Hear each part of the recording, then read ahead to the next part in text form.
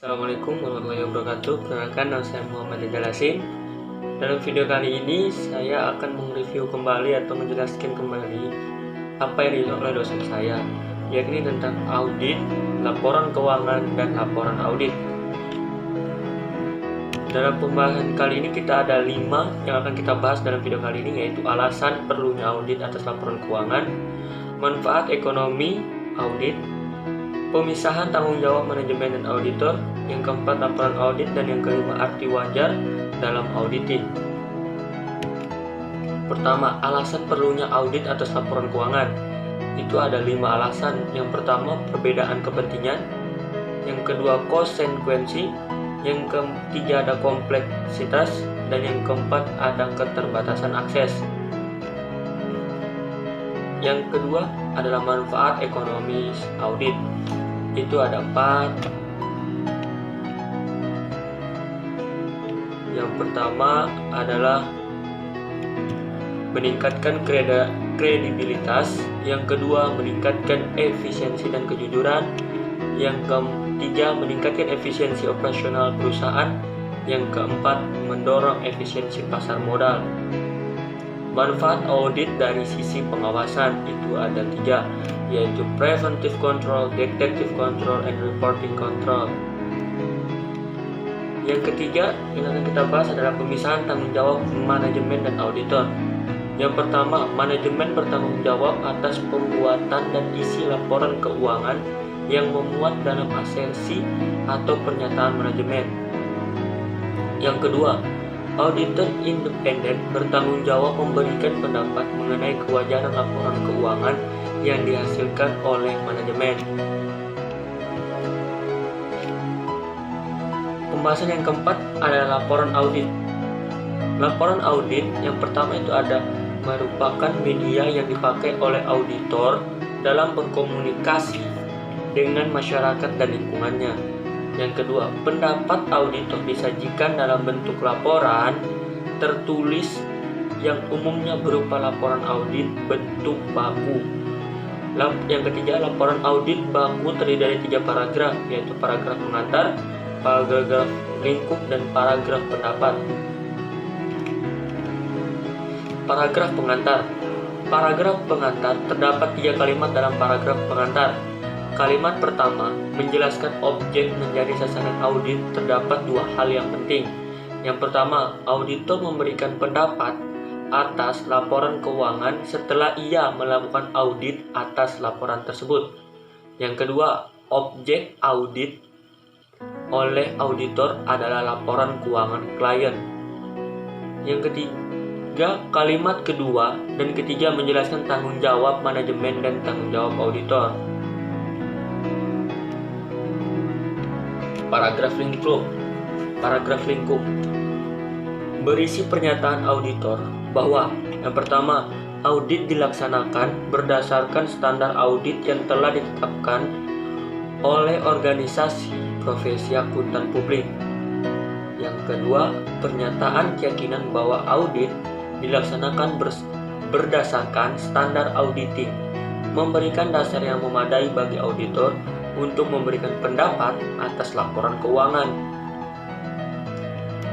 Kalimat pertama, auditor menyatakan bahwa audit yang dilakukan atas LK dilaksanakan berdasarkan standar yang ditetapkan oleh Badan Penyusun Standar. Kalimat kedua berisi 3 pernyataan auditor, yaitu yang pertama, audit dilaksanakan merupakan proses yang terencana. Audit ditunjukkan untuk memperoleh keyakinan memadai, bukan absolut, sehingga terdapat resiko di dalam audit. Yang ketiga, auditor menggunakan konsep materialitas. Kalimat ketiga, auditor menyampaikan beberapa pesan bahwa yang pertama, dalam perikatan umum, auditor melaksanakan auditnya berdasarkan pengujian bukan atas dasar pemeriksaan terhadap seluruh bukti. Pemahaman terhadap SPI merupakan dasar untuk menentukan jenis dan luas pengujian yang dilakukan dalam pemeriksaan. Luas pengujian dan pemilihan prosedur audit ditentukan oleh pertimbangan auditor atas dasar pengalamannya. auditor melakukan pemeriksaan atas bukti yang tidak hanya terbatas pada catatan akuntansi klien, namun mencakup informasi penguat. Kalimat keempat menjelaskan bahwa auditor menggunakan pertimbangan-pertimbangan dalam menetapkan dan mengevaluasi penyajian LK yang dilakukan oleh manajemen. Kalimat kelima mengidentifikasi keterbatasan lain audit, yaitu bahwa pendapat yang dinyatakan oleh auditor hanya dilandasi oleh dasar yang memadai, dan memberikan pernyataan bahwa auditor telah membuat simpulan positif mengenai lingkup pengerjaan audit yang telah dilaksanakan. Paragraf pendapat, paragraf yang ketiga, merupakan paragraf yang digunakan oleh auditor untuk menyatakan pendapatnya mengenai laporan keuangan. Terdapat 4 tipe pokok laporan audit yang diterbitkan oleh auditor. Yang pertama, pendapat wajar tanpa pengecualian. Pendapat ini diberikan oleh auditor jika: pertama, tidak terjadi pembatasan dalam lingkup audit. 2. Tidak terdapat pengecualian yang signifikan mengenai kewajaran dan penerapan PABU dalam penyusunan LK. Yang ketiga, konsistensi penerapan PABU. Yang keempat, pengungkapan memadai dalam LK. Yang kedua, pendapat wajar tanpa pengecualian dengan bahasa penjelasan.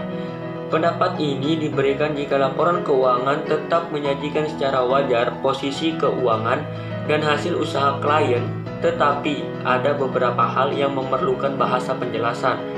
Contoh, seperti telah dijelaskan pada catatan X dalam catatan atas dasar laporan keuangan. Perusahaan mengubah metode perhitungan depresiasi dalam tahun 20X2. Yang ketiga, pendapatan wajar dengan pengecualian. Pendapatan ini diberikan jika auditor menjumpai kondisi-kondisi berikut ini. Yang pertama, lingkup audit dibatasi oleh klien. Yang kedua, auditor tidak dapat melaksanakan prosedur audit penting atau tidak memperoleh informasi penting karena kondisi-kondisi yang berada di luar kekuasaan klien maupun auditor. Yang ketiga adalah laporan keuangan tidak disusun sesuai PABU. PABU tidak diterapkan secara konsisten. Hal yang keempat, pendapat tidak wajar. Pendapat ini diberikan jika LK klien tidak disusun berdasarkan PABU sehingga tidak menyajikan secara wajar posisi keuangan, hasil usaha, perubahan ekuitas dan arus kas. Yang kelima, ada pernyataan tidak memberikan pendapat. Yang pertama, beberapa kondisi menyebabkan auditor tidak memberikan pendapat. Unsur-unsur laporan audit. Yang pertama, ada pihak yang dituju. Yang kedua, paragraf pengantar. Yang ketiga, paragraf lingkup. Yang keempat, paragraf pendapat. Yang kelima, nama auditor. Yang keenam, nomor izin akuntan publik. Yang ketujuh, ada tanda tangan. Yang kedelapan, tanggal laporan audit itu dibuat. Mungkin itu saja yang bisa saya sampaikan pada pembahasan kali ini, pada video kali ini. Nanti untuk materi PPT-nya akan saya kirimkan di link deskripsi YouTube saya. Sekian, terima kasih. Assalamualaikum warahmatullahi wabarakatuh.